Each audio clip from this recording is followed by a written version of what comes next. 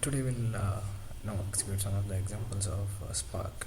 For this, we need a Scala compiler needs to be installed inside our system, and which I have done. And if I check it with this command. And one more things we need Spark needs to be present inside our system. That is, I have kept it in my root directory. Inside this directory we have one more folder, that is bin folder, from where actually we can trigger the Scala shell, and using this shell we can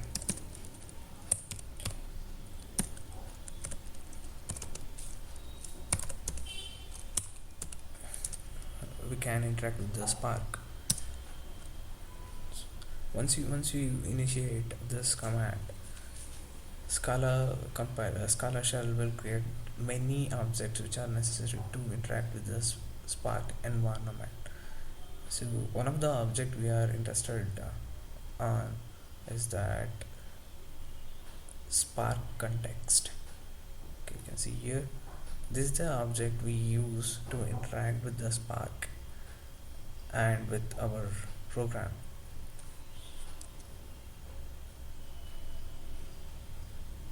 Since we are working with the shell, we don't have to create this context object explicitly. It has been created whenever we start the Scala shell.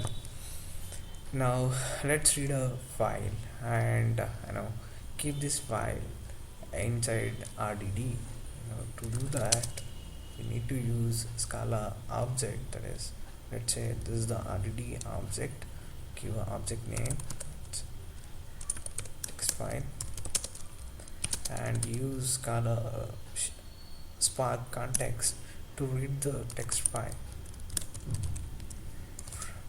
from the hard disk. I want to read the file called readme md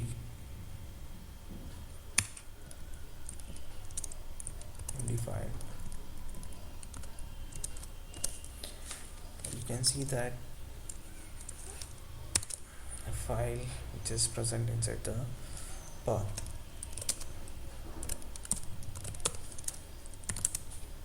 This is the file we are reading, and we'll read this file and we'll count the number of lines present inside this file, and after that we'll find out the first line which is present inside this file.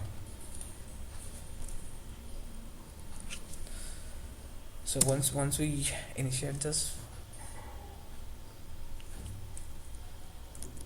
okay, once we execute this piece of code, it reads all the content of this file and put it into the RDD. And now to check the content, we need to call let's check out the file line number using count method.